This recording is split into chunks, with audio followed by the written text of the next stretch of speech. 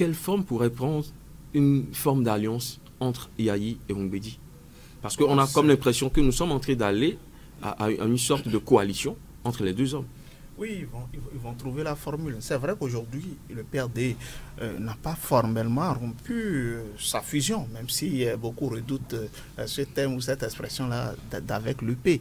Donc on attend de voir, hein, évidemment, la forme que pourrait revêtir un éventuel soutien ou bien une éventuelle caution de Humbedi à faire un ralliement de Humbedi à l'autre.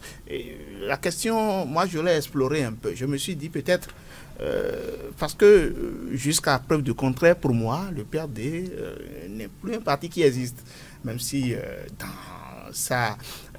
dans les dernières actualités, au travers des documents que nous avons eus, entre les échanges qu'il y a eu entre l'ex-parti PRD et le ministère de l'Intérieur, Humbedi s'est fendu d'un certain nombre d'arguments juridiques pour démontrer que son parti continue d'exister en dépit de la fusion qui a été actée en 2022. Enfin, là, les choses restent à être clarifiées.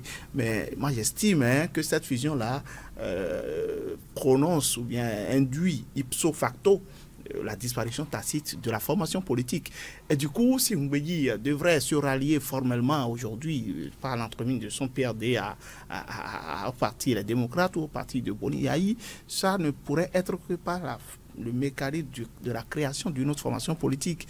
Oh, n'oublions pas, nous sommes à pratiquement 6 mois des élections. Il paraît impossible. Des élections, bon, on ne dira pas impossible, nous sommes en politique, on ne sait jamais.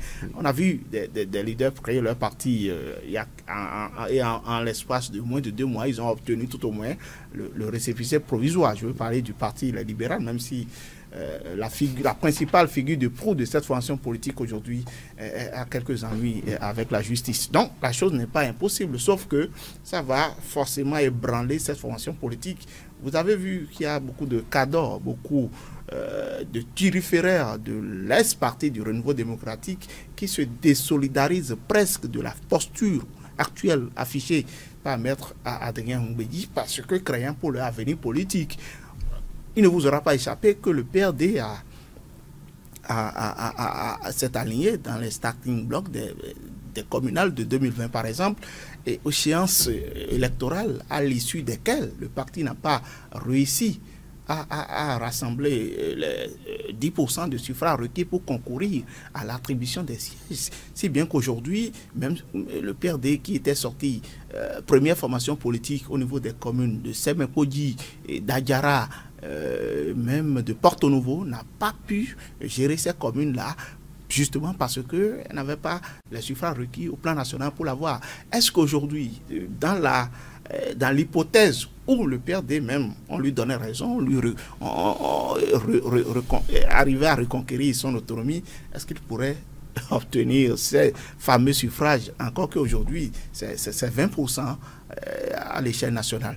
Donc du coup, je me dis, dans le pire des cas, peut-être, Humbedi pourrait dire, il pourrait y avoir une campagne de démobilisation des militants du PRD, même si la formation politique était considérée comme étant toujours en fusion avec l'UP, il y aurait une campagne de démobilisation, un mot d'ordre qui demanderait aux militants qui seraient encore restés fidèles au PRD de ne pas donc s'aligner derrière les candidats qu'aurait positionné l'Union progressiste, le renouveau, ce qui ne manquera pas d'avoir son effet.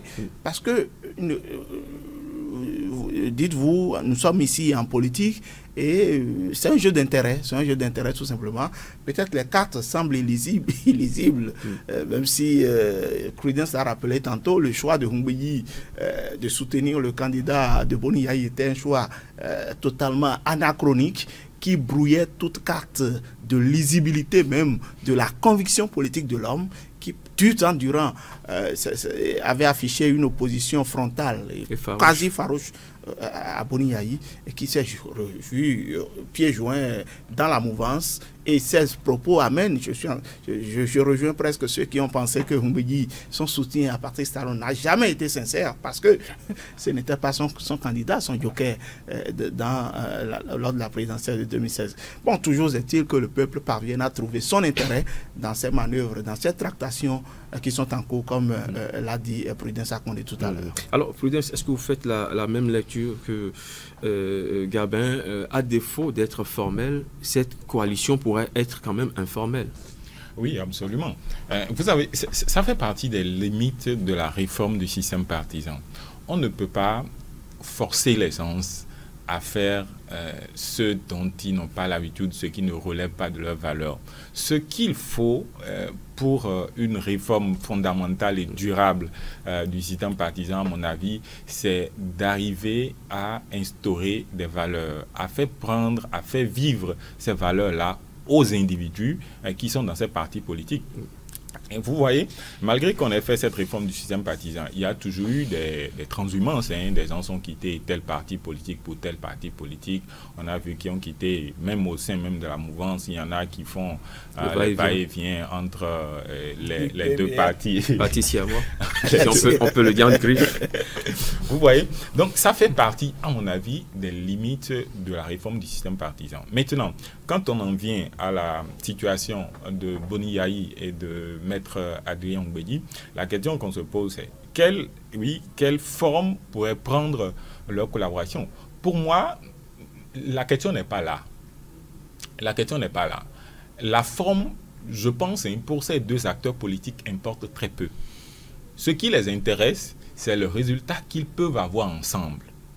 Et je reste convaincu que les discussions qu'ils sont en train de faire, ce n'est pas d'abord sur la forme que pourrait prendre la collaboration, mais si nous nous mettons ensemble, quels résultats nous pouvons avoir ou comment nous pouvons avoir les résultats que nous cherchons.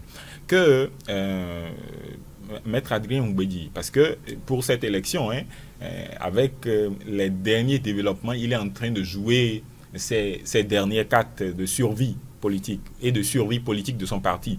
Donc, qu'il accepte faire comme Boni Yayi, dire, bon, le PRD, en fait, UPR, je vous le laisse, et je crée un autre parti politique. C'est ce que Boni Yayi nous a fait avec la FCBE. Donc, ça aussi, c'est possible qu'il crée un nouveau parti politique. Et pour Maître Adrien Ongbedi, pour sa force politique, créer un nouveau parti politique, ça ne prendra pas du temps. Maintenant, est-ce qu'il aura le temps d'enregistrer et de faire toutes les formalités administratives requises pour être officiellement reconnu en tant que parti politique? Ça reste des détails. Maintenant, est-ce que c'est parce qu'il n'aurait pas accompli toutes ces formalités-là qu'il n'aura pas le poids nécessaire? Il ne pèsera pas dans la balance. Je ne pense pas. Dans Porto Novo et environ, et pour beaucoup, le PRD, ça reste une religion. En fait, nous votons le PRD, pas parce que nous avons, excusez-moi, mais pas parce que nous avons une conviction particulière. C'est de la sociologie. C'est notre chose. C'est le fils du terroir. Nous ne pouvons pas voter un autre parti politique si le PRD continue d'avoir beaucoup de voix, beaucoup d'électeurs, beaucoup de personnes le soutenant dans Porto Novo et environ. C'est surtout pour ça, pas pour la constance